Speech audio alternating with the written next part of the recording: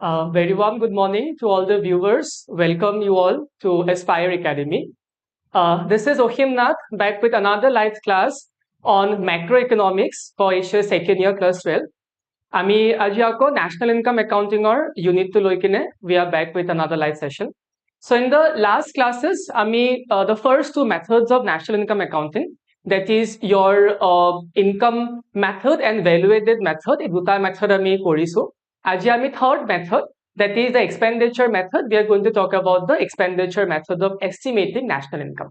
But expenditure method হলে যোৱাৰ আগতে আমি last classত যোনটো ইনকাম মেথডৰ ওপৰত আমি গোটেই আন্ডাৰষ্টেণ্ডিং খিনি আমি লৈছিলো যে কেনেকৈ ইনকাম মেথড ইউজ কৰি কিনে আমি নেশ্যনেল ইনকাম একাউণ্টিং কৰিব লাগে তাৰে এটা এক্সাম্পল লৈ কিনে আমি আজি ষ্টাৰ্ট কৰিব বিচাৰিছো so we have a particular table given over here and the question is from the given table calculate national income using income method so questionত specify কৰিয়ে দিছে যে আমি national income estimate কৰিব লাগে আৰু কোনটো মেথড ইউজ কৰিব লাগিব আমি ইনকাম মেথড ইউজ কৰিব লাগিব so we are given the particulars and we are given the amounts rupees in crore আমাক দিয়া আছে so আমাক কি দিয়া আছে mixed income of self employed দিয়া আছে COE কি আছিলে it is compensation of employees rent imports consumption of fixed capital বুলি দিয়া আছে এটা consumption of fixed capital মানে কি হয় it is nothing but depreciation দেই এটো কা মন ৰাখিব লাগিব consumption of fixed capital মানে depreciation then we have NIT কি আছিলে net indirect taxes we have interest we have NFIA কি আছিলে net factor income from abroad so country এখনে দেশৰ বাহিৰৰ পৰা কিমান ধন কিমান আয় উপাৰ্জন কৰিব পাৰিছে তাকে আমি NFIA বুলি কওঁ and last we have the profits so এই table খিনি আমাক দিয়া আছে ইয়াৰ পৰা we are asked to estimate national income using the income method right so income method আমাৰ পাঁচটা component আছিলে কি আছিলে এবাৰ আমি just recall কৰি লওঁ we have something called rent plus royalty asile plus profit plus interest plus compensation of employees plus amar ki asile mixed income so ei pasta ba ei sota amar component asile jot rent ar royalty to ami eta component bole dhoro so this were the components ei khini plus korile ami ki paisilu NDPFC paisilu mon ase ne এইখিনি আমি class কৰিলে আমি কি পাও NDPFC পাও NDPFC মানে কি আছিল ডোমেস্টিক ইনকাম আছিল right so first national income উলোৱাৰ আগতে আমি কি উলিয়াব লাগিব আমি ডোমেস্টিক ইনকাম খিনি উলিয়াই লব লাগিব so উলিয়াই লও therefore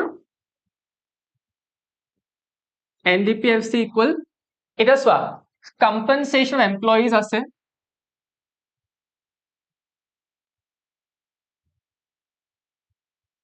so COE to লিখি লৈছো COE দিয়া আছে আমাক then rent আছে rent দিয়া আছে plus rent royalty দিয়া নাই কিন্তু in the table royalty is not given so royalty to তোমালোকে যদি বিচাৰা exclude কৰি দিব পাৰা বা plus 0 লিখি দিব পাৰা both are correct then profits দিয়া আছে plus interest দিয়া আছে আমাক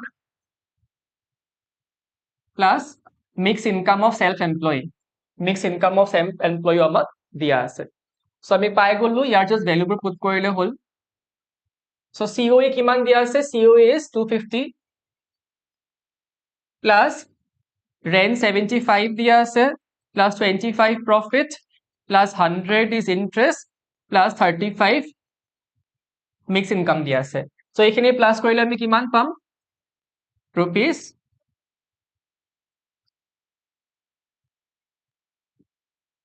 480 crore পাম right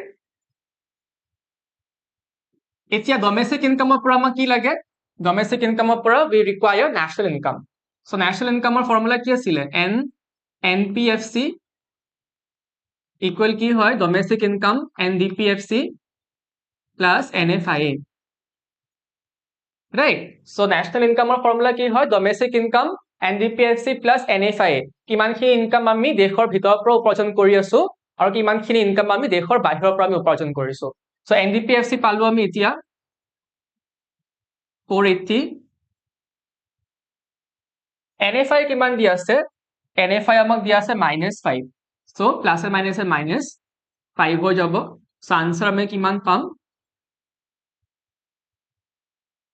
sorry এটো 485 হ'ব দেই 485 so answer আমি কিমান পাম 480 crore পাম so ultimately আমাৰ domestic income 485 পাইছো আমি আৰু national income কিমান পাইছো 480 পাইছো okay so এনেকে আমি step by step basically আমি tables বোৰ solve কৰিব লাগিব to calculate your either your domestic income or your national income I hope this method is quite clear to you all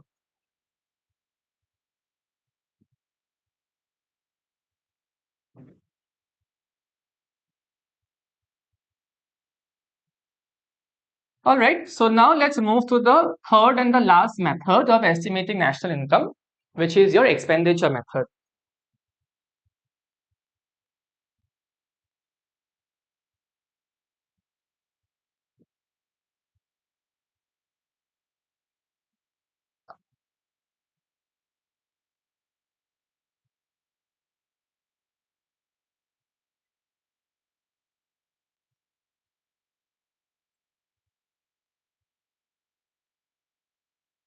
so ইয়াক আমি expenditure method বা income disposal method বুলিও কওঁ দেই so কেতিয়াবা examত expenditure method বুলিও আহিব পাৰে other question might also pop up as your income disposal method so just confuse হ'ব নালাগে এতিয়া expenditure মানে কি হয় আমি expenditure মানে any kind of expenses বা যিকোনো টাইপৰ খৰচ যোনটো আমি অৰ্থনীতি এখনত আমি কৰো last class যেতিয়া মই macroeconomic analysis বুজাবলৈ try কৰিছিলো we talked about the four sectors of the economy remember we talked about the four sectors আমি চাৰিখন খণ্ডৰ কথা পাতিছিলো so what are these four sectors we have the consumers or the household sector we have the business or the investment sector we have the government sector and we have the external foreign sector যাক আমি x minus m বুলি কওঁ right the x মানে কি হয় x মানে export আৰু m মানে কি হয় m মানে import so এই চাৰিটা খণ্ড এই চাৰিটা সেক্টৰ লগ লাগি কিনে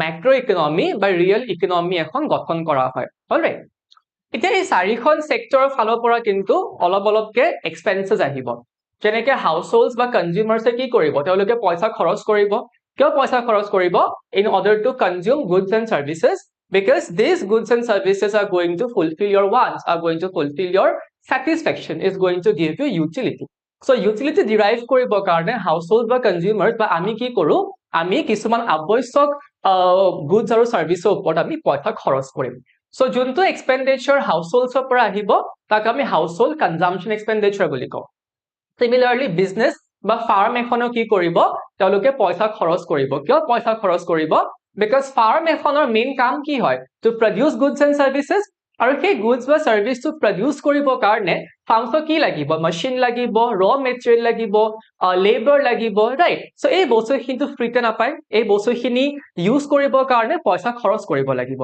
so whatever expenses is coming from the business or the investment sector that is termed to be your business expenditure or the expenditures coming from the investment sector all right similarly government কিন্তু পইচা খৰচ কৰে কিয় পইচা খৰচ কৰিব because governmentor main কামটো কি হয় to bring up social welfare in the society so যিমান economic বা social developmental works হৈ আছে বা হ'ব সেই গুটেইখিনি expenses সেই গুটেইখিনি পইচা খৰচখিনি কোনে কৰিব governmente কৰিব so যিমান flyovers বনোৱা হয় schools colleges যিমান governmental developmental activities হয় the entire expenses are going to be covered by the government expenses similarly we also have a particular type of expense যোনটো আমাৰ foreign countries বা international countries লগত হয় যেনেকে ইন্ডিয়ায়ে বাহিৰা দেশৰ পৰা goods বা service ক্ৰয় কৰিব পাৰে কিনিব পাৰে similarly বাহিৰা দেশে আমাৰ পৰা ইন্ডিয়াৰ পৰা goods service কিনিব পাৰে so যেতিয়া আমি বাহিৰা দেশৰ পৰা goods বা service কিনি আছো আমি এটা expenditure কৰি আছো এটা পইচা খৰচ কৰি আছো similarly যেতিয়া বাহিৰা দেশে আমাৰ দেশৰ পৰা কিবা এটা goods বা service কিনি আছে তেওঁলোকেও এটা পইচা খৰচ কৰি আছে so যোনটো পইচা আমি বাহিৰা দেশৰ লগত কিবা এটা বস্তু কিনিবলে বা কিবা এটা বস্তু বিকিবলে আমি যোনটো পইচা খৰচ কৰো আদান প্ৰদান কৰো that particular expenses is basically covered by the fourth component যাক আমি net export বুলি কওঁ বা x minus m বুলি কৈ আছো so এই চাৰিটা সেক্টৰৰ পৰা যোনটো expenditure আহে সেই গোটেই এক্সপেণ্ডিচাৰবোৰ আমি প্লাছ কৰি দিওঁ প্লাছ কৰিলে আমি কি পাম ফাইনেল এক্সপেণ্ডিচাৰ পাম final expenditure. And this final expenditure is nothing but it is equal to GDP MP.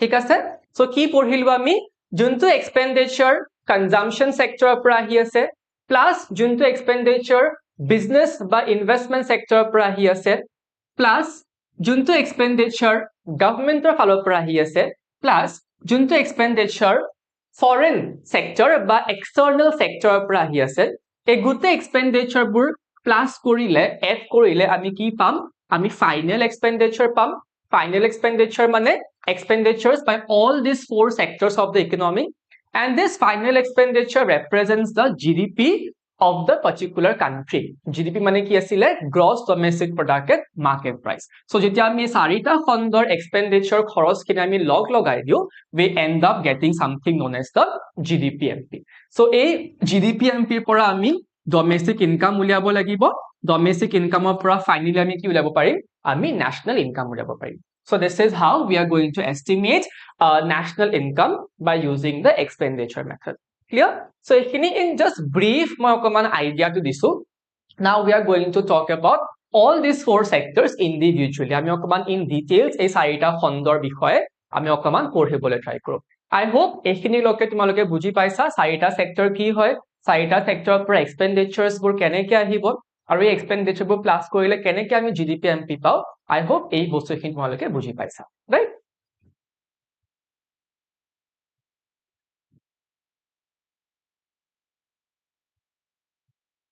so now let's move to the components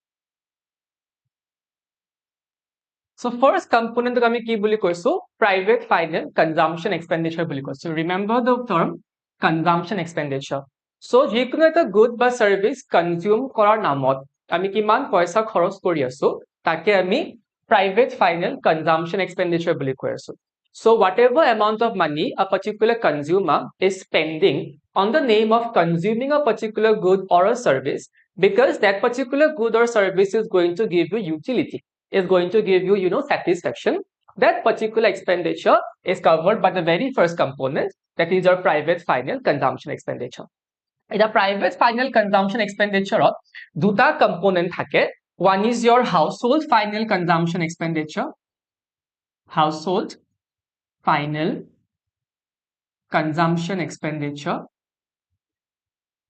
আৰু second to হল আমাৰ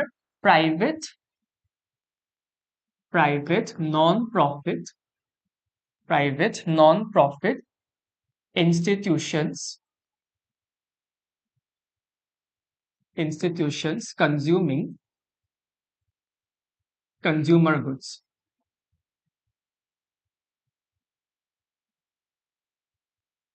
so consumption expenditure কিন্তু অকল household সে নকৰে private institutions বোৰো কিন্তু নিজৰ satisfaction derive কৰিবৰ কাৰণে বা নিজৰ utility derive কৰিবৰ কাৰণে good service consume কৰিব পাৰে so যিমানখিনি consumption expenditure households এ কৰি আছে লগতে যিমানখিনি consumption expenditure private non profit institutions এ কৰি আছে দুটা লগ লাগি কিনে আমি first component টো পাও that is our private final consumption expenditure okay second component to our whole government final consumption expenditure government final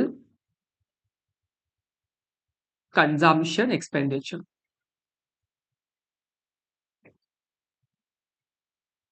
so under government final consumption expenditure আমি সেইখিনি expenditure আমি include কৰিম যোনখিনি government socio economic development কৰিবৰ কাৰণে পইচা খৰচ কৰি আছে So jimankhini kaam government kori ase in the name of construction of roads, railways, bridges, government schools, government colleges, hospitals and everything.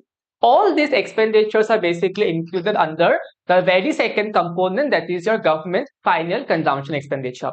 So any kind of expenditure that the government is incurring, any kind of expenditure the government is doing for the sake of social welfare, for the sake of economic welfare, everything is going to get accounted under the very second component, that is your government final consumption expenditure. All right. Third component to our whole, gross domestic capital formation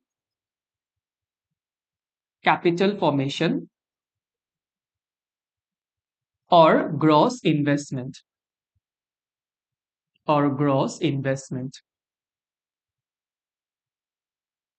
So third component is associated with the business or with the farms investment sector. So ইয়াকে আমি কি কৈছো, gross domestic capital formation or gross investment. এটা investment মানে কি হয়? Investment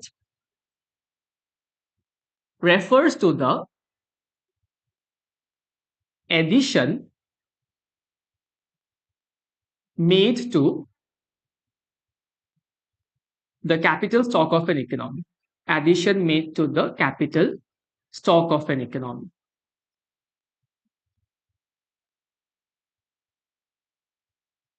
So আমি যিমান বেছি এডিশনস কৰি যাম আমাৰ ক্যাপিটাল স্টকত, সেইটো ৰ মেটেৰিয়েলছে হোক বা মেচিনছে হোক বা ফিনিশ প্ৰডাক্টছে হোক বা সেমি ফিনিশ প্ৰডাক্টছে হোক, গোটেইখিনি বস্তুকে আমি কি বুলি কওঁ, আমি ইনভেষ্টমেন্ট বুলি কম. সো যিমান আমি এডিশনস কৰি যাম, সেই গোটেই এডিশন প্ৰসেছটোক আমি কি বুলি কওঁ, ইনভেষ্টমেন্ট বুলি কম. সাপোজ আজি তাৰিখত মোৰ হাতত দুটা মেচিন আছে, বাট নেক্সট মান্থত মই আৰু দুটা মেচিন কিনিলো. So মই কি কৰিছো, মই ইনভেষ্ট কৰিছো, মই ইনভেষ্টমেন্ট কৰিছো, because আজি মোৰ ক্যাপিটাল ষ্টক কেটা আছে, দুটা আছে, টু মেচিনস. নেক্সট মান্থত মই কেটা কিনিলো, দুটা কিনিলো. So 2 + 2 কিমানটা হল, 4 হৈ গল. So মই এডিশন কৰিলো. So এই এডিশনটোকে আমি কি বুলি কৈ আছো, আমি ইনভেষ্টমেন্ট বুলি কৈ আছো. And the main purpose, main motto behind investment is to increase the productivity of the economy. Please remember this. Investment কৰাৰ main motto, main reason to কি হয়, যে আমি ইকোনমি খনৰ productivity বা productive capacity to আমি বঢ়াব লাগে. So investment কিয় কৰা হয়, to increase the productive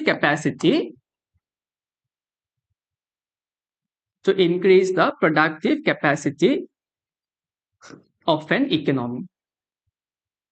So economy খনৰ productive capacity উৎপাদন কৰা ক্ষমতাটো বঢ়াবৰ কাৰণে আমি ইনভেষ্টমেন্ট কৰিব লাগে. So that is the meaning of investment বা gross domestic capital formation. It gross domestic capital formation can be again of the two types. It can be of two types.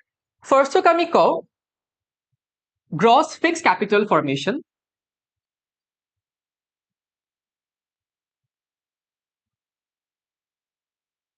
Gross fixed capital formation. So gross fixed capital formation মানে কি হয়, যেতিয়া আমি fixed assets ৰ ওপৰত আমি invest কৰো. চোৱা, ইকোনমিক্সত আমাৰ দুটা টাইপৰ ভেৰিয়েবলছ আছে, এটাক আমি কওঁ fixed আৰু এটাক আমি কওঁ variable বুলি, ঠিক আছে? So there are two type of concept we are going to use in economics. One is your fixed and the other is variable. Fixed assets কি হয়, which you cannot change, যাৰ supply to আমি in the short period পটকে আমি change কৰিব নোৱাৰো. Variable মানে কি হয়, which you can change as per your requirements, which you can change as per your needs, ঠিক আছে? So যেতিয়া আমি fixed assets ৰ ওপৰত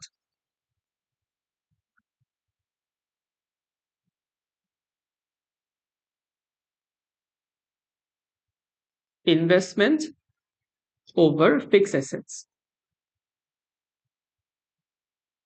So যেতিয়া আমি fixed assets ৰ ওপৰত ইনভেষ্ট কৰি আছো বা fixed assets বোৰ আমি ইনভেষ্ট কৰি কিনে আমি capital formation কৰি আছো, that is sum to be your gross fixed capital formation.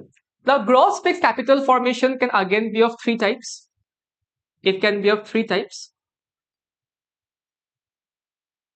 First to আমি কওঁ gross business fixed investment. Gross business fixed investment. So gross business fixed investment মানে business এখনে কি বস্তুৰ কি fixed বস্তুৰ ওপৰত fixed assets ৰ ওপৰত পইচা খৰচ কৰি আছে যেনেকে machines হ'ব পাৰে হা for example machines. Number B, gross residential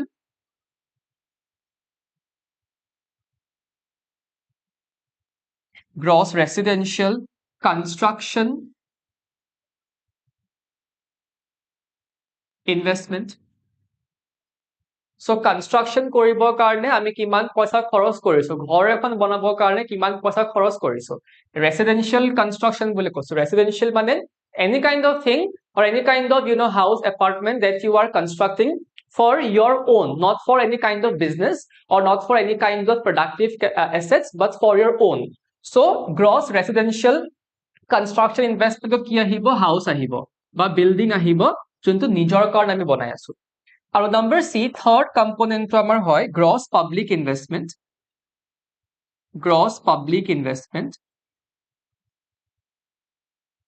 So gross public investment of any kind of expenditure which the government is going to incur in the name of construction of flyovers, schools, bridges, etc.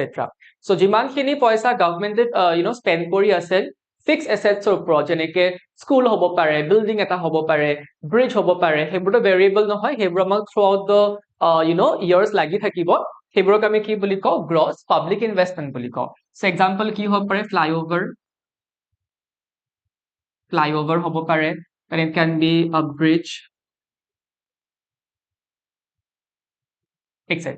So এই তিনিটা components লগ লাগি কিনে আমি কি পাওঁ আমি gross fixed capital formation পাওঁ আৰু gross fixed capital formation কি হয় any kind of investment that you are doing over fixed assets. Okay, any kind of investment that you are doing over fixed assets আৰু fixed assets কি হয় which you cannot change, supply cannot be changed or can't be changed in the short run. So যোনবোৰ বস্তু আমি in the short run change কৰিব নোৱাৰো সেইবোৰক আমি কি বুলি কওঁ fixed assets বুলি কওঁ. So this entire thing is the very first component of the gross fixed capital formation. Clear? I hope এইখিনিলৈকে বুজি পাইছা. ইয়াৰ পিছত we have another part or another segment of your gross domestic capital formation or gross investment. ইয়াক আমি কওঁ inventory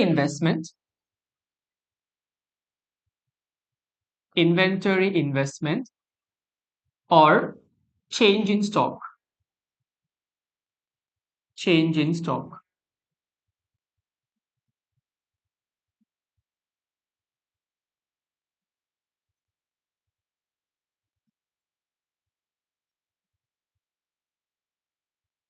So inventory investment or change in stock মানে কি হয় investment on variable factor.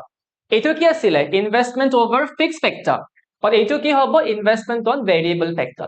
The variable factor কি হয় factors that you can change, the quantity of anything that you can change as per your requirement.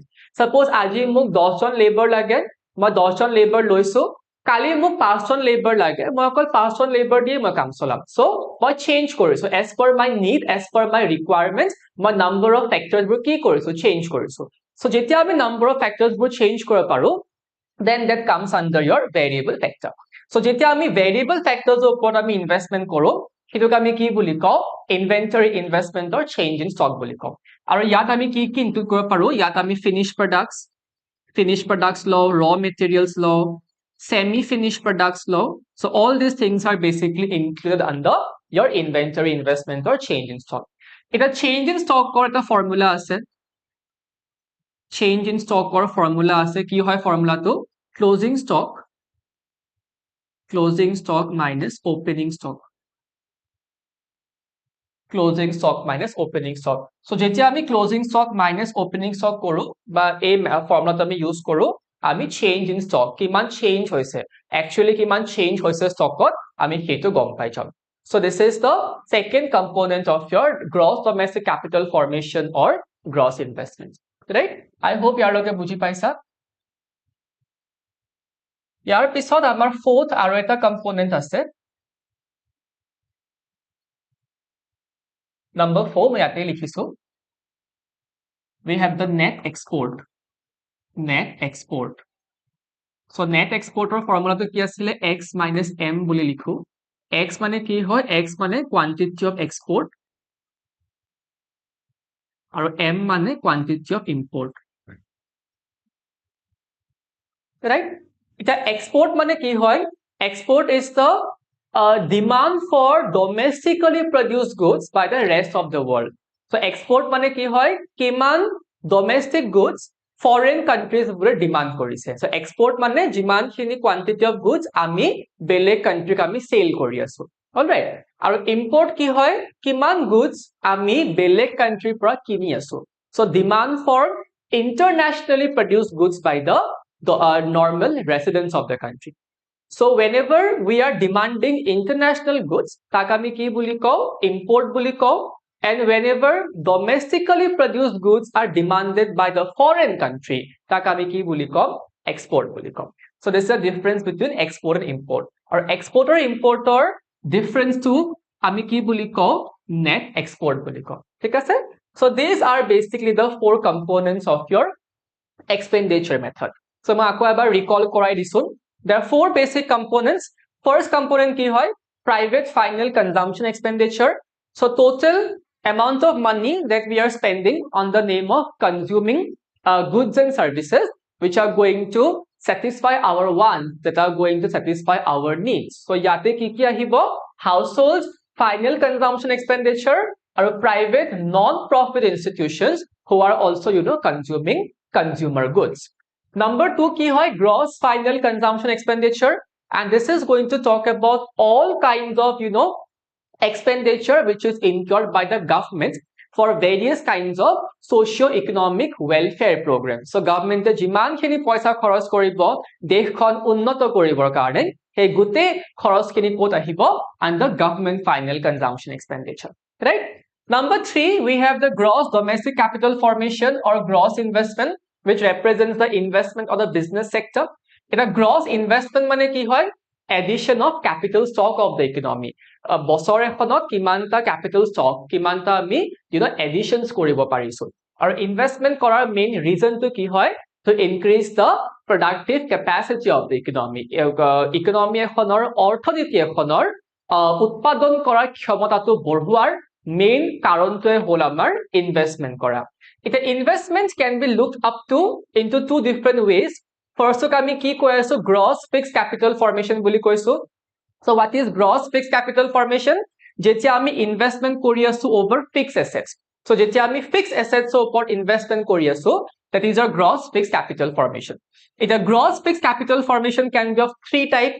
Number one to কি হয়? Gross business fixed investment such as machines, gross residential consumption investment, যেনেকে construction of houses, flats, buildings for residential purposes. And number three is gross public investment, যেনেকে flyovers hobo pare, bridge hobo pare, etc. Second component of gross investment ki hoy? Inventory investment or change in stock. So যেতিয়া আমি investment কৰি আছো over variable factor. So যেতিয়া আমি variable factors ওপৰত investment কৰো, তাক আমি কি বুলি কওঁ? Inventory investment or change in stock. So this also includes finished products, raw materials and semi-finished products. Aru change in stock or formula ki hoy? Closing stock minus opening stock. Fourth number component to ki hoy? We have the net export. So net export ki hoy? X minus M, export minus import. Export mane ki hoy? Demand for domestically produced goods by the foreign countries. So foreign countries e kiman domestic goods amar pora kinibo bicharise. Aru import mane ki asile? Demand for foreign goods by the residents of the country. So India বা domestic country কিমান খিনি foreign goods কিনিব বিচাৰিছে তাকে আমি কি বুলি কওঁ? Import বুলি কওঁ. আৰু এই দুটাৰ difference ক আমি কি বুলি কৈ আছো? Net export বুলি কৈছো, which represents the foreign sector, which represents the external sector. Please remember one thing. The first three components will represent your domestic sector. এই তিনটা component domestic sector represent kore, and the last component represents the international বা foreign sector.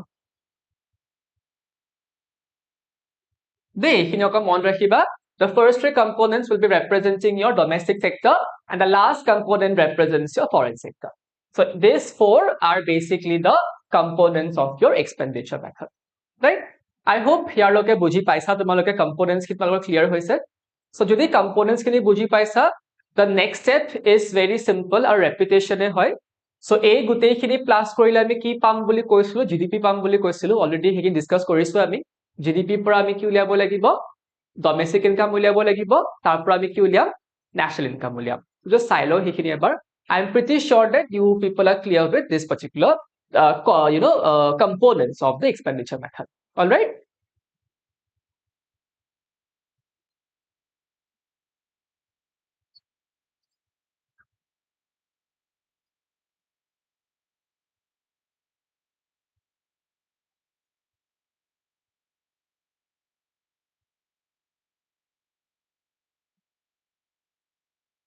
Okay.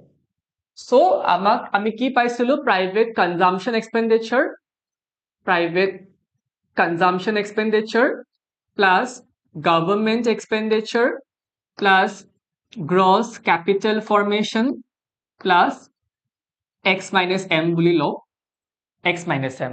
So যেতিয়া এই চাৰিটা সেক্টৰৰ consumption খিনি আমি plus কৰি দিও, আমি কি পাইছিলো, ফাইনেল কনজাম্পশন এক্সপেন্ডিচাৰ পাইছিলো। মনত আছে নে? ফাইনেল বা ফাইনেল এক্সপেন্ডিচাৰ বুলি লিখিছো, final এক্সপেন্ডিচাৰ।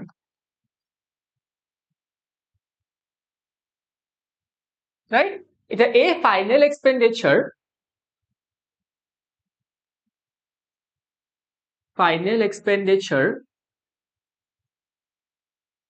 is nothing but this is going to show you the GDP, gross domestic product of the entire economy. এটা GDP পৰা আমি কি উলিয়াব লাগে, ডমেষ্টিক ইনকাম উলিয়াব লাগিব।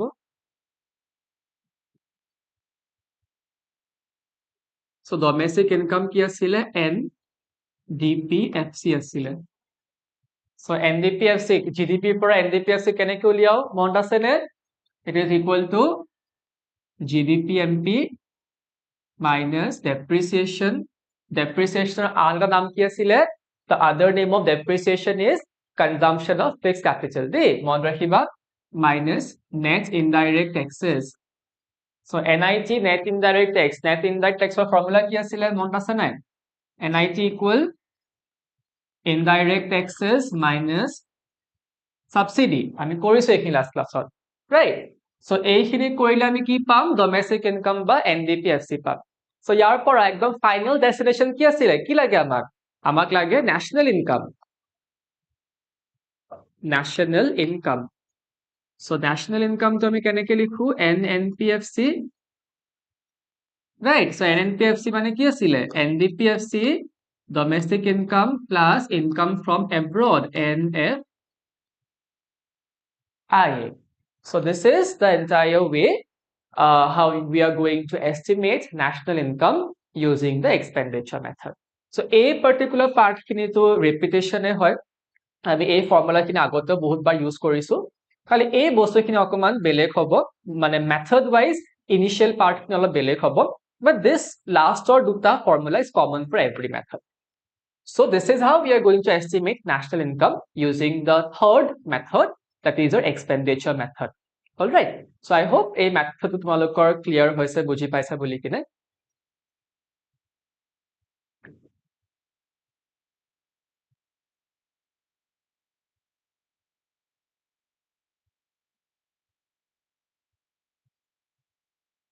So we are done with the methods. Now আমি অকমান সৰু সৰু concepts হলে অকমান যাও, কাৰণ 2 marksৰ বহুতখিনি questions আহে আৰু conceptual questions আহে। So সেই 2 marksৰ questions খিনি অকমান tackle কৰাকে I just prepared few topics here. So first topic that we'll talk about is national income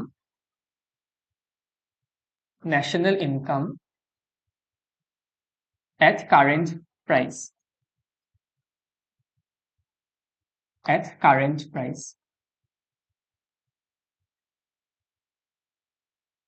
So চোৱা, আমি দুটা টাইপৰ প্ৰাইচ ল'ব পাৰো, এটাক আমি কওঁ কাৰেন্ট প্ৰাইচ, যাক আমি P1 বুলি ডিনোট কৰো, and the other is your constant price, constant or base year price বুলিও কওঁ দেই। base year price যাক আমি P0 বুলি কওঁ অলপ চিনাকি টাইপ লাগিছে নে Are these two words a little familiar for you all because HS first year of statistics of তোমালোকে index number কৰিছিলা নহয় জানো index number আমি দুটা টাইপৰ price লও current price আৰু base year price লও P1 আৰু P0 লও so সেই index number concept কিন্তু আমি ইয়াতে use কৰি আছো So the first thing is your national income at current price. So national income at current price মানে কি হয়? Suppose তোমালোকে 2022 you are interested to estimate the national income for 2022. So যেতিয়া তোমালোকে 2022 income to estimate কৰিবা by using the prices of 2022 itself, then this will be national income at the current price. যোনটো বছৰৰ কাৰণে তোমালোকে national income estimate কৰিবা তোমালোকে সেই বছৰটোৰে তোমালোকে প্ৰাইচবোৰ কনসিডাৰ কৰি আছা so whenever we are estimating the national income for a particular year taking into consideration the price of that particular year itself then that is termed to be your national income at current price so definition to ki hobo value of so it refers to the value of final goods and services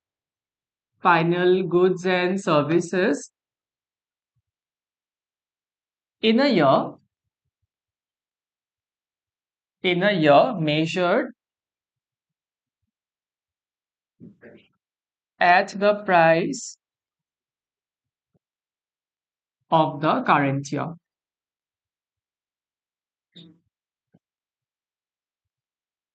so juntu bosorer karone tumaloke national income estimate koribo bisarisa সেই বছৰটোৱে তোমালোকে প্ৰাইচবোৰ consider কৰিবা so national income for 2022 considering the price of which year price of 2022 itself so ইয়াক আমি কি বুলি কম national income at current price national income at current price ok ami nominal national income বুলিও কও দেই it is also termed as nominal national income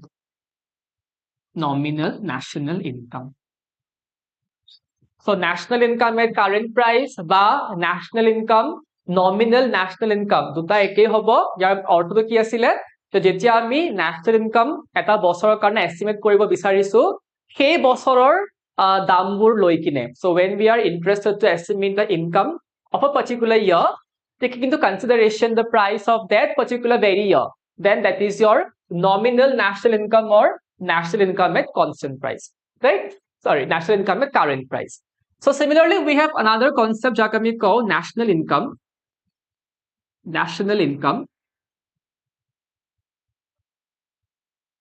at constant price so under constant price ki hoy ami current price to consider nokoru but we are going to talk about the constant year or the base year price suppose tumaluke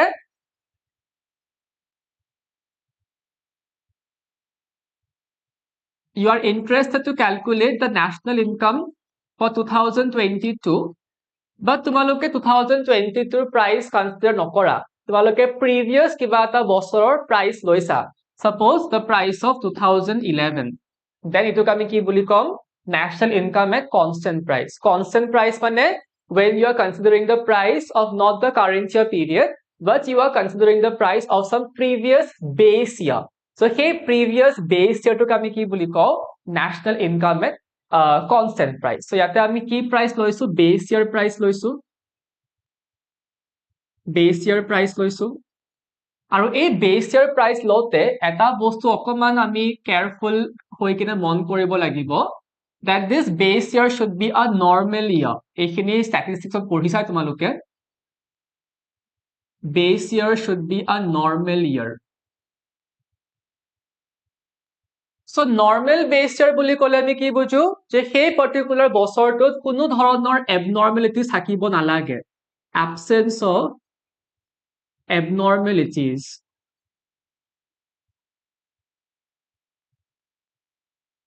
so কেনেকুৱা ধৰণৰ abnormalities থাকিব নালাগে সেই particular বছৰত কোনো ধৰণৰ price fluctuations হ'ব নালাগে ইনফ্লেশ্যন হ'ব নালাগে, ডিফ্লেশ্যন হ'ব নালাগে, ৱাৰ হ'ব নালাগে, পলিটিকেল ক্ৰাইচিছ হ'ব নালাগে, ফাইনেন্সিয়েল ক্ৰাইচিছ হ'ব নালাগে, বা কোনো ধৰণৰ পেণ্ডেমিক হ'ব নালাগে। সো যেতিয়া এই পাৰ্টিকুলাৰ বস্তুখিনি কোনোবা এটা বছৰত এবসেন্ট থাকে, তেতিয়াহ'লে সেই পাৰ্টিকুলাৰ বছৰটোক আমি কি বুলি কওঁ, নৰ্মেল ইয়াৰ বা বেছ ইয়াৰ বুলি লওঁ।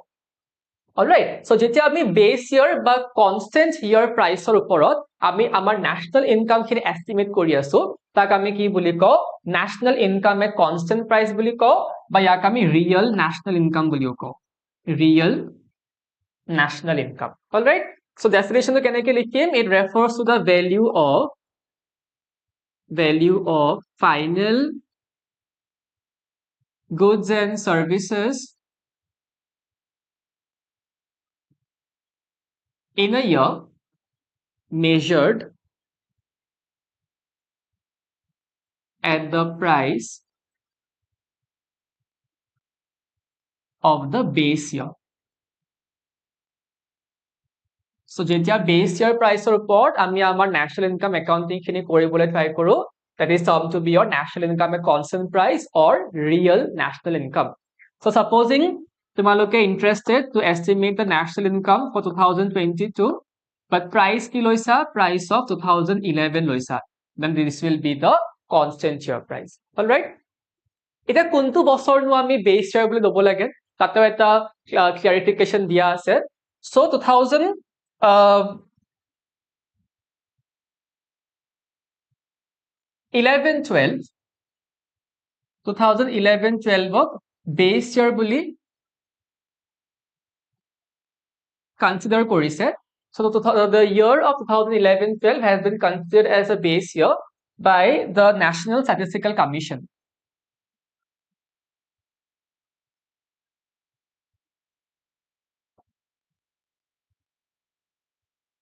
So National Statistical Commission has considered the year of 2011-12 as a base year.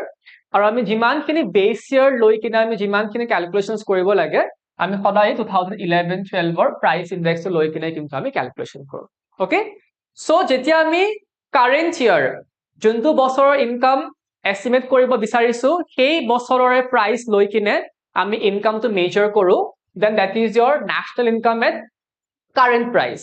But যেতিয়া আমি আগৰ previous base year লৈ কিনে আমি আমাৰ ইনকামটো মেজাৰ কৰিব বিচাৰো, that is your national income at constant price. So this is the nominal national income and this is your real national income. So 2 marksৰ কাৰণে difference লিখিবলৈ আহে, 2 marksৰ কাৰণে definitions সোধে. So I hope you are clear with national income at current price and national income at constant price. All right, ঠিক আছে, let's move to another topic. এই গোটেইখিনি important হয় হা, 2 marks 1 markৰ কাৰণে ইয়াৰ পৰা বহুত কোৱেশ্চনছ আহে এই পাৰ্টৰ পৰা, সো এইখিনি অকমান ভালকে চাবা এক্সামৰ কাৰণে। Moving to another question, যাক আমি কওঁ GDP deflator. GDP deflator. So GDP deflator কি হয়? GDP deflator is a ratio of nominal GDP. It is a ratio of nominal GDP by real GDP into 100. ঠিক আছে, সো যেতিয়া আমি nominal GDP আৰু real GDP ratio to লৈ কিনে we express it in 100%, সেটোক আমি কি বুলি কওঁ, GDP deflator বুলি কওঁ। Nominal GDP কি হয় এতিয়া? There will be a question, what is nominal GDP, what is real GDP? So nominal GDP কি হয়? আমি অলপ আগতে nominal national income পঢ়িছিলো, হয় নাই? So nominal national income কি আছিলে? National income measured at the current price. Similarly, nominal GDP কি হ'ব? It will be the GDP measured at the current price.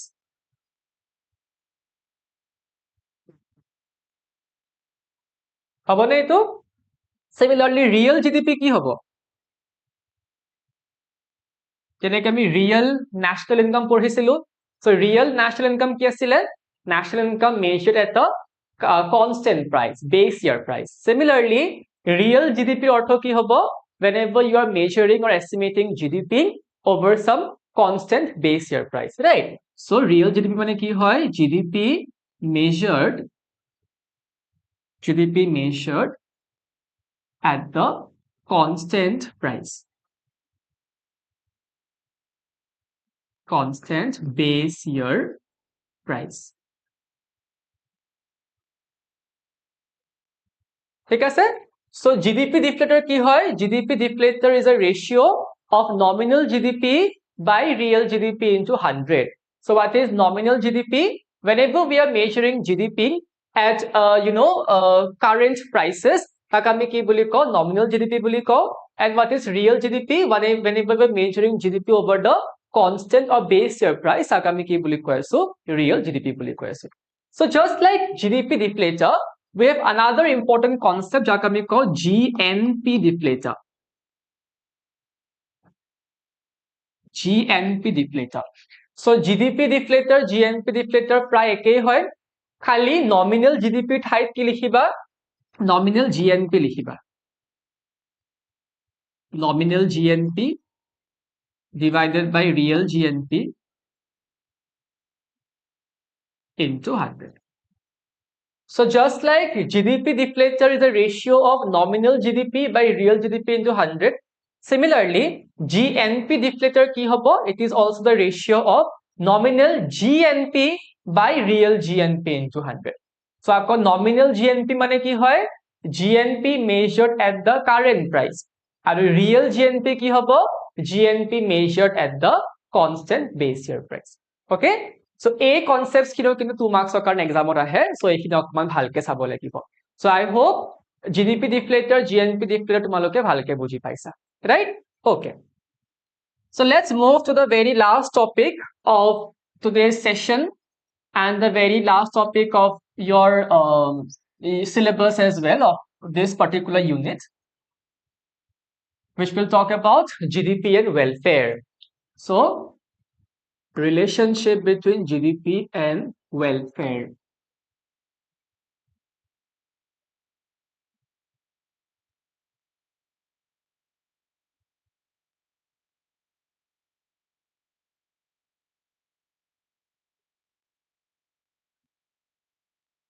So এতিয়াৰ এই টপিকটোত আমি ইটো চাবলৈ ট্ৰাই কৰিম যে GDP আৰু welfare মাজত কিবা ৰিলেশনশ্বিপ আছে নেকি, যদি আছে কেনেকুৱা হয়, আৰু যদি নাই ৰিলেশনশ্বিপ কিয় নাই, ৰাইট? সো ৰিলেশনশ্বিপটো পঢ়াৰ আগতে আমি অকমান বুজি লওঁ GDP কি হয়, welfare কি হয়. GDP আমি পঢ়ি আছো, গোটেই চ্যাপ্টাৰটোতে আমি GDP ইনকাম লৈ কথা পাতি আছো. So GDP কি হয়? GDP is the money value of goods and services. So what is GDP? GDP is the money value of goods and services.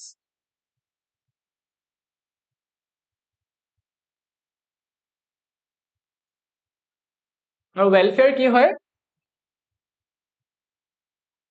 Welfare is a sense of material well-being.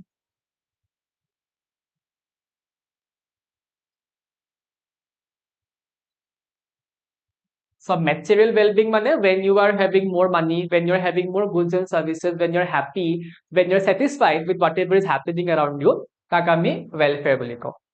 এটা কুৱেশ্যনটো হ'ল যে GDP আৰু welfare মাজত কিবা relationship আছে নেকি, or আমি এইটো ক'ব পাৰো নেকি যে GDP increase হলে welfare increase হয় বুলি কিনে.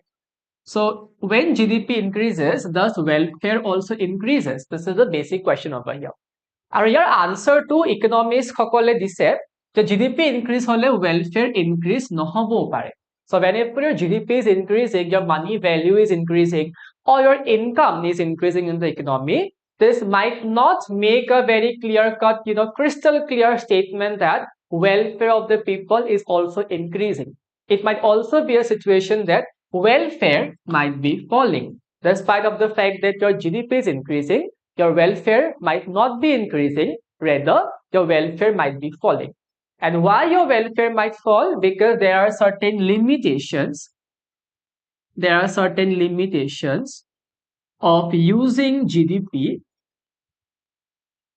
as a measure of welfare. So GDP as a measure of welfare use কৰাৰ কিছুমান আমাৰ limitation, কিছুমান আমাৰ drawbacks আছে. So এই drawbacks খিনি exist কৰে কাৰণে GDP increase হলেও কিন্তু welfare increase নহব পাৰে.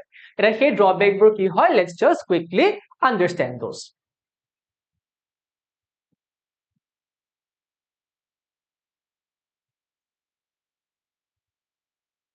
So the very first reason why your increase in GDP might not lead to an increase in your welfare is distribution of GDP.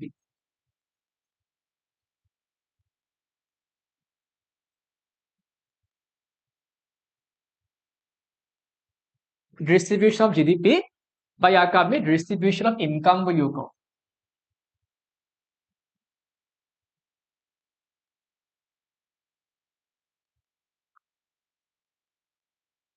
Right. So supposing that economy এখনত, অৰ্থনীতি এখনত income বাঢ়ি আছে, GDP বাঢ়ি আছে, but that is not going to give you a sign that that increase in income is being equally distributed. Income বাঢ়াৰ কাৰণে যদি সেই increase income to equally distribute হয় অৰ্থনীতি এখনত, তেতিয়াহলে welfare বাঢ়িব. But if this increase in income or if this increase in GDP is not leading to an equitable distribution, but ইয়াৰ কাৰণে যদি আমাৰ unequitable distribution হয় বা inequality যদি বাঢ়ে, তেতিয়া কিন্তু আমাৰ কি হ'ব, welfare কমি যাব. So distribution of GDP will not tell you about the inequalities of income. Will not tell you about the inequalities of income. আৰু যদি inequalities of income হয়, তেতিয়াহলে কি হ'ব, welfare of the people is going to fall. So this is the very first limitation of GDP. The GDP আমাক এইটো কেতিয়াও নকয় যে increase GDP বা increase income to কিমান equally বা কিমান unequally distribute হৈ আছে. Equally distribute হলে ভালেই কথা, but যদি unequally distribute হয়, that is always going to reduce the welfare of the people. All right. Second reason is change in price. Change in price.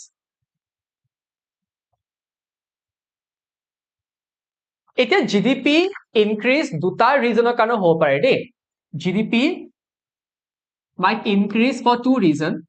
এটা reason হ'ব পাৰে যে whenever the price of the commodity is increasing, and the other is when the physical quantity of production is increasing. So GDP might increase because of two reasons.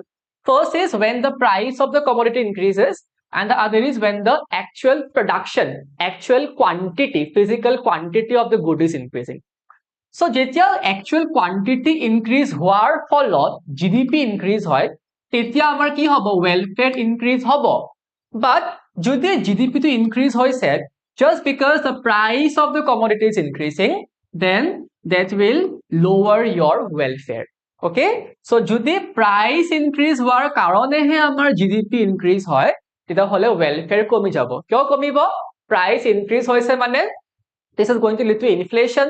Inflation হোৱাৰ কাৰণে কি হ'ব, বস্তুবোৰ দাম বহুত বাঢ়ি যাব, and যোনবোৰ দুখীয়া মানুহ হ'ব, they will not be in a position to consume the goods and service properly. So per head availability of goods service কমি যাব, for which you are going to consume less. তুমি কম consume কৰাৰ কাৰণে কি হ'ব, তোমাৰ satisfaction বোৰ fulfill নহব আৰু তোমাৰ welfare টো কমি যাব. Okay, so price increase হোৱাৰ কাৰণে যদি আমাৰ GDP increase হয়, then that is not going to increase your welfare, rather তোমাৰ welfare কি হ'ব, কমি যাব. ঠিক আছে. Number 3, non-monetary exchange. Non-monetary exchange. এতিয়া ইকোনমি এখনত বহুত টাইপৰ এক্টিভিটিজ থাকে যোনবোৰ আনপেইড হয়. এতিয়া আমাৰ ঘৰত প্ৰায়ভাগ কামবোৰ কোনে কৰে, আমাৰ মাহঁতে, আইতাহঁতে, বাহঁতে কৰে, নহয় জানো? তো তেওঁলোকে যোনবোৰ কাম কৰে, সেই কামবোৰ কৰাৰ কাৰণে তেওঁলোকে কিবা পইচা পায় নেকি বা পইচা ডিমাণ্ড কৰে নেকি যে মই আজি ভাত বনাইছো, মোক পইচা দিয়া? নকয় ন? So there are many works which are unpaid, আৰু সেই unpaid works বোৰ আমাৰ estimationৰ পৰা আঁতৰত থাকি যায় because we don't have proper data regarding these activities. So যোনবোৰ activities unpaid হয়, but these are also associated with welfare, they somewhere are not estimated in calculating national income, and this is another drawback of your using GDP as a welfare, because এই কামখিনিও কিন্তু আমাক welfare দি আছে। মই কিয় এতিয়া ঘৰৰ কাম কৰিম, মেবি সেই কামটো কৰাৰ ফলত মোৰ welfare বাঢ়ি আছে, মোৰ ভাল লাগিছে, but সেই কামটো আমি recognize নকৰো। why? Because these are firstly unpaid, and secondly these are staying away from the estimation because of lack of data. So ইয়াৰ কাৰণে কি হ'ব, welfare টো কমি যায় বা welfare টো আমাৰ কমকে আমাৰ show কৰা হয়। So this is a third very reason. Number 4 reason to আমাৰ দিয়া আছে rate of population growth. Rate of population growth.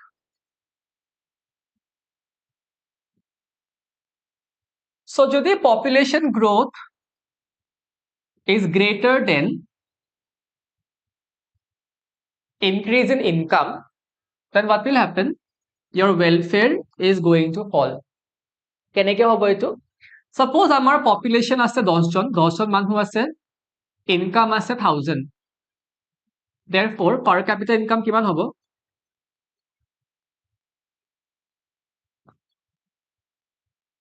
100. এজন মানুহৰ ইনকাম কিমান হ'ব? 100 টকা। বাট যদি আমাৰ পপুলেশ্যন বাঢ়িছে টু 15 আৰু ইনকাম একেই আছে 1000 আছে, তেতিয়াহ'লে per capita ইনকাম কিমান হ'ব?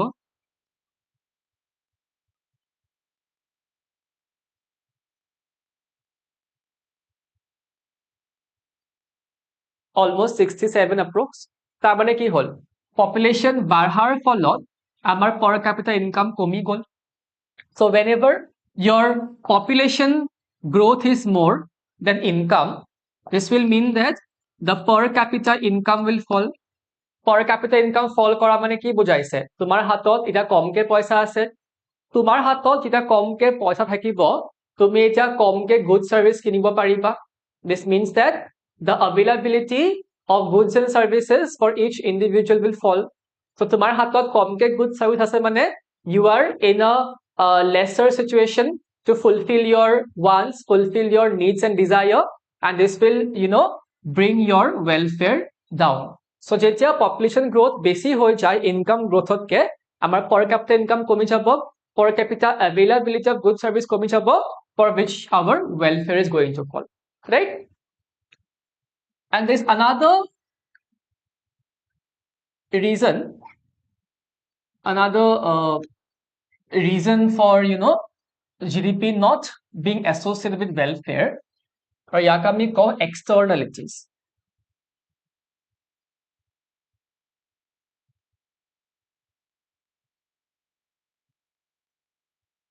এতিয়া externalities concept অলপ বুজিব লাগিব দেই।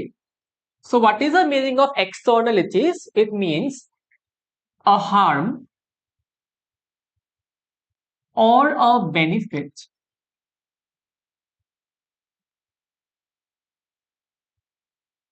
caused by the third party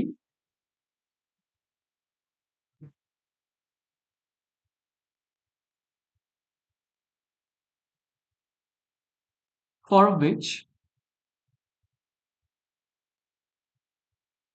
they are not charged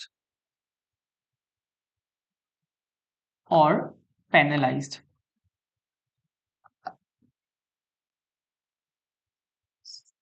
So externality মানে কি হয়? It can be either a harm or a benefit which is caused by the third party for which they are not charged or penalized. এটা যেতিয়া আমি কিবা এটা benefit হ'ব, যেতিয়া third party benefit create কৰিব, benefit হলে আমি positive externality বুলি কওঁ। benefit হলে ইয়াক আমি কওঁ positive externality।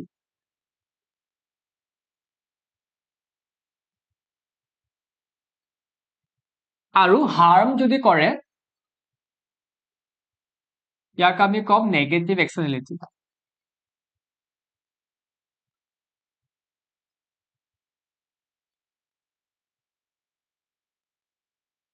এতিয়া positive externality or negative externality কেনেকেনো welfare লগত associate হয়, let's talk about that. Supposing positive externality কি হয়, আমি কিবা এটা benefit কৰিবলৈ try কৰো। Suppose মোৰ ঘৰত বহুত ডাঙৰ এটা garden আছে, আৰু তাত মই বহুত varieties of trees plant কৰিছো, flowers plant কৰিছো, for which firstly I'm coming up with an aesthetic appeal. Aesthetic appeal মানে it is going to give you a sense of pleasure by looking at the garden, looking at the trees and flowers.